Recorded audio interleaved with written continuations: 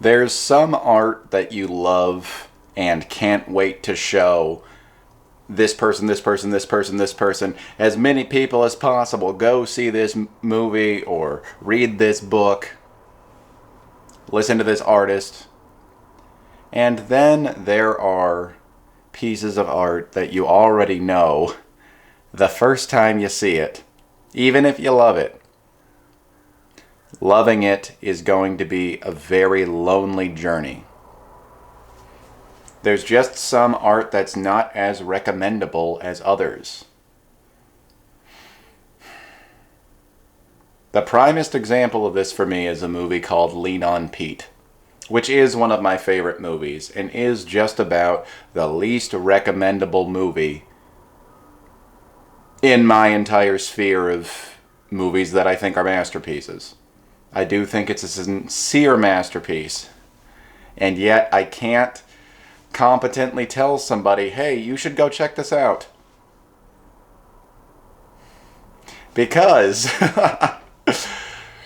a few reasons. One of them is the general issue with advertising a piece of art in general, wherein you want to build enough intrigue as to why somebody should go see it, but you don't want to give away too much or ruin what's great about it. You know, it's I feel like recommending Lean on Pete to somebody. I can't tell you why it's so great without giving away a huge portion of the movie. And if I tell you plain face what it is that's great about that movie, it's probably going to dissuade you from seeing it. All that I can say is that it's a movie about a boy and a horse, and I think that's about as blind as you should go into seeing the movie, if you are going to watch it. I mean, go ahead and watch a trailer, but you've already seen too much of the movie, in my opinion.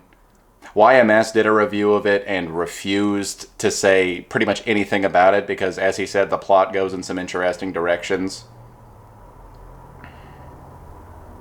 And go ahead and spoil it for yourself, but I don't want to be the one to do that. And at the same time, I could tell somebody, hey, go into watching it blind, and I feel like some of those people would message me saying, why did you recommend this movie to me? It's a very personal reason why it's such an important movie to me. And I'm not even going to explain here why it's so personal.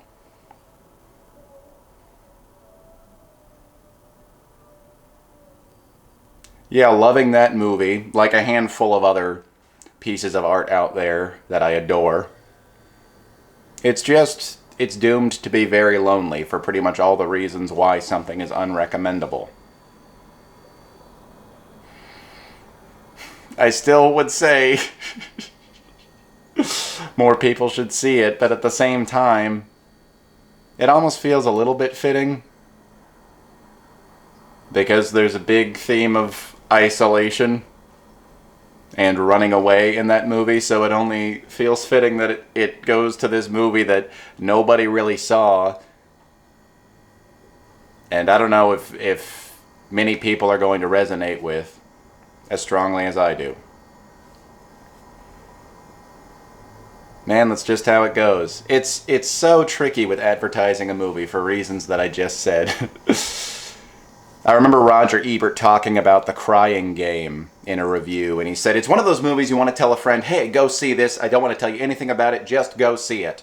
And unfortunately, just because it does have such a famous twist in it, and because we do live in the age of the internet, I know about the really big aspect of that movie that threw people for a friggin' loop when they first saw it. There's a lot about just art in the age of the internet that makes it, I don't know, lose a lot of that impact of the first punch of defying expectations. A lot of people are too afraid of having their expectations defied and having their expectations defied in a way that wasn't what they naturally wanted. But then again, would it be worth it for me to recommend Lean on Pete to people giving them a couple of warnings about it,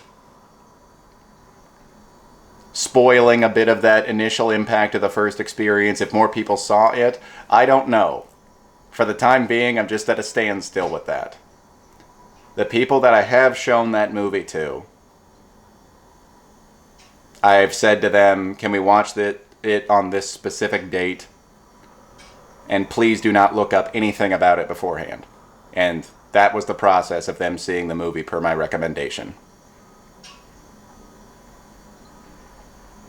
But I think maybe the fact that it's not a standard, I can recommend it like most movies that I love kind of experience, that just speaks to how special and one of a kind it is for me.